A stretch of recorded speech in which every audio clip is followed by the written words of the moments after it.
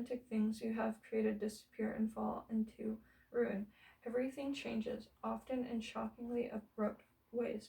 Friendships shift, new people are attracted to your light, opportunities come knocking.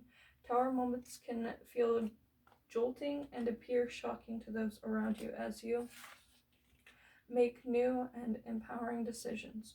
Don't be sidelined when those you hold dear are surprised or unable to support you at first. The tower requires adjustment from all parties. Friends and family accept you to adhere to your traditional role. Your evolution makes them reflect on their own lives. Those who count will come around as the rest fall away. New opportunities beckon. The tower is sometimes as drastic as a complete life makeover, a move, a new job, a complete 180-degree turn. Other times, the tower is a moment of crystal clear clarity, where there was once confusions. You are reborn in an ultimate aha moment. Mayhem, destruction, collapse of what never fit to begin with.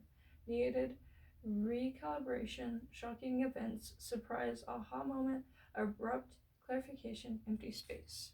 So this tower is going to come in and basically say that you have to wipe away the insecurities that you've had. It's not even going to give you the opportunity, it's just going to do it for you, and you're going to be reborn from it. And this is kind of the small process after the tower that's going to be occurring while you get rid of and kill off those insecurities. So the Two of Pentacles.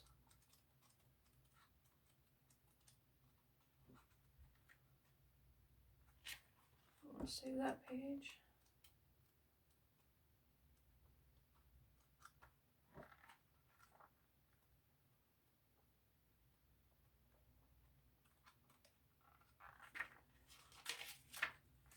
Alright, the Two of Pentacles, it's talking about choices. And making a choice, often a happy one. Options appear, division of an evolution. Take what is being offered to you. Pluck fruit from the tree of life. This is your chance. Take opportunity and grow it. Say yes. So yeah, you need to be able to take this like pinnacle that you're being offered and be like, yes, I want it. I feel like it's right for me, and just go with it. Don't be afraid of it, basically. And then we have the Ace of Cups, which represents flow.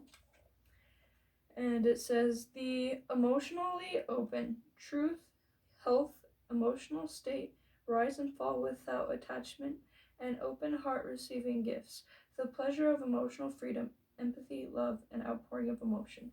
So it feels like this gift that's being given has to do with your emotions, and I think the gift is self-love in a sense. Like, you've been kind of fighting and battling your whole life to be able to love yourself, but Spirit's here to say that you don't have to fight. It's not a battle anymore. You're going to be able to love yourself. I'm going to give you this gift. Just be open to receiving this. Be open to the be able to receive, or whatever, the self-love that I'm offering you. And then the Seven of Wands.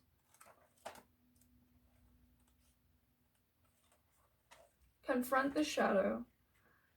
The meaning behind it is defending oneself, battling others, and holding the higher ground.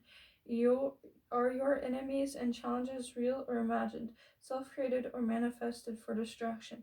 The card of confrontation can no longer be avoided. You are put to the test. Yeah, exactly. So, I don't know about you, but I've had my fair share of enemies. And the way that they have made me feel is, are they actually after me or against me? Or am I just coming up with this in my own head? I mean, I actually have enemies who would do anything to see me dead. I am not joking. They hate me completely. They would rather watch me burn in a car crash in flames than call 911 for every absolute reason. Like, they are out to get me. I'm not joking. They have stopped me being in my own success, not even successful, just like sort of playful band. It's just like a punk rock band. I really like punk rock. I like the local music scene, local artists. I support that completely. And so they've done everything they could to stop this from happening. And they keep this like horrible field over me and like taunting me. But I actually feel like I can start to let those horrific people go, because even if they really did mean it, and even if they would rather see me die, I'd rather risk the death and pursue what I love and my dreams than be constantly overshadowed by this negativity, these negative people, the enemies I've created. My divine masculine is friends with these enemies. That's why we can't be together. I mean, among a lot of other reasons. I'm very happy in the relationship I have now, so I kind of am focusing on that more than anything. But this twin flame journey still affects me, and it's still here to teach me things, so I'm not going to reject it. Even if I chose not to be with my masculine, and even if he did choose me in a way, I'd still would have to reject his offer. I am in a loving relationship at the point where I don't need another person's love, and I'd rather be with my boyfriend anyway. And there's nothing wrong with choosing a better love for you than somebody like your twin flame, because though they are the most chemistry and passion binding person you could probably have or whatever, it doesn't mean that they're healthy. And that's the whole point, is like they're here to bring you together and show you what real love is like. But it's not here to show you that you need to be with them in a sense. Maybe you will, but that's for your journey to like discover. With this Seven of Wands, so going back to it, the whole negative effects of the people who give you these horrible thoughts and feelings, whatever, it's hard to see out of that. It's hard to see out of the way of the karmic or the way of the people, because you think they're probably either better than you, prettier than you, smarter, more talented, and you just have to throw those away. You have to throw those assumptions away, and like that's what the Tower is saying that you'll be throwing away. That's what the Tower is going to be getting rid of. You're going to become talented and accept the talents that you have. Like before, you may have been like, I don't have talents, I have nothing. But this Tower is here to tell you you've got talents. Choose your creative.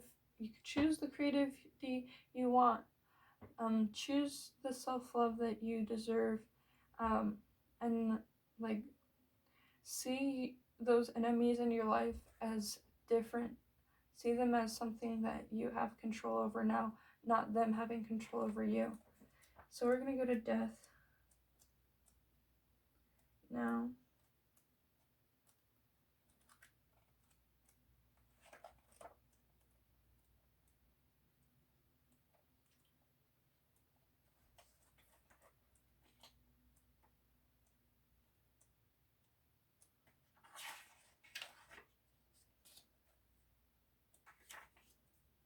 Okay, death. Found it. Death is the archetype of death. Wow. Let death teach you how to live. The hangman falls to the ground. Her red gown turns silky white, and her black sprouts white feather wings. Her chestnut hair turns shy gray. The vampire transforms into a weeping angel. Death moves through the woods with a scythe, collecting souls as a feudal farmers collecting wheat. The seasons ends, the harvest time. Death holds an hourglass. Time has run out. A small child looks up with wonder. Children accept all things at face value until experience and education lead them to question and fear. Death exists in the shadow areas of our psyche until we are forced to deal with it. Death is not the opposite of life. Life is infinite. Death is the opposite of birth, a construct of the material world. Life's infinity resides behind the dance of birth and death.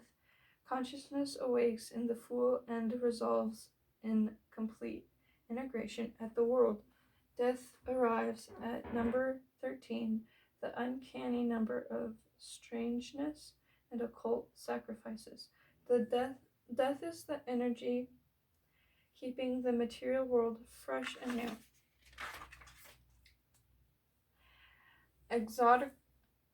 Esoterically, death occurs during initiation into a magical or secret society. The old self drops away and the new soul merges. Death inhabits Savanya, the final resting pose of yoga, where the practitioner is transformed by her practice. Death inhabits the shadows, forests, and thickets of the Gothic literature, film, and horror. How do we integrate death's lesson? How can death teach us how to live? Death teaches us all things change constantly from the molecular level to the mundane life. Death is ongoing like the weather. Death is the energy allowing emotions to appear, be felt, and slipped away, only to be replaced by new ones. Western cultures traditionally reflect the human spirit either rising to heaven or descending into hell. After death, this is a dualistic version of the cosmos, ignoring a complexity which holds all positions simultaneously. The dark wood teaches us to befriend the darkness, look death in the eyes, and make peace with all aspects of a human existence. Death is the appearance of the world. The meaning is terminus, the end of a way of being, clearing the path, the ascent to higher understanding, the beginning of true integration, new beginning with a deeper understanding unfolds. Let go. So in this depiction, I can see how the little girl that we all need to accept and let back into our lives is basically walking up to death and saying, I'm ready for you to take who I used to be away. With this more mature angel, it's like taking away the insecure parts of who we used to be. It's taking this blindfolded girl. It's taking the Queen of Swords away, in a sense, and it's rebirthing our childlike innocence, our childlike motivation, and that's what the Tower is doing. It's bringing death onto the insecure, immature, or just downright nasty parts of who we used to be, and it's giving us a new person, a brand new person, which is awesome. This is pretty amazing because for the most part, we've been struggling with this reversed Queen of Swords and reverse justice kind of woman for a long time, like this humiliating person that we've become because we've let our heartbreak get to us more than anything. And so the Tower is here to let us know this will be changing. You will be dying. Your old self will be dying, and your new innocent childlike essence will be being birthed again. So it's saying, like, don't fear this process because it will be happening and it's all going to be for the greater good. I'm going to break these cards down, probably turn off the video, and if I need to, I'll come back. But for the most part, my next video will be a karmic-based video. We're going to dive into the masculine's karmic. And then if you guys want, we can do a divine, or not a divine, but a masculine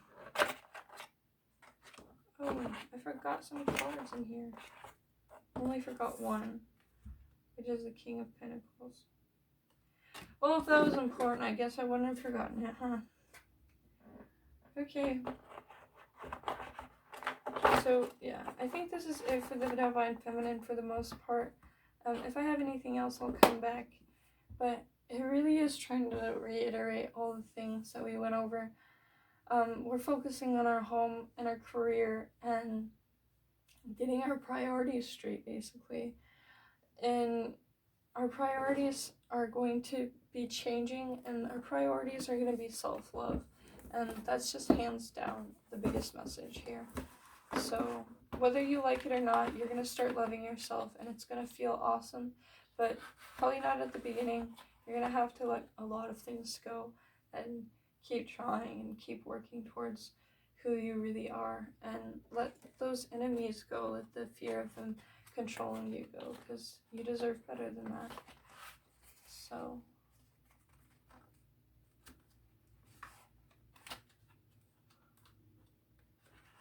okay, let me get this turned off. Bye guys, thanks for watching. I'm gonna do some pick a cards soon.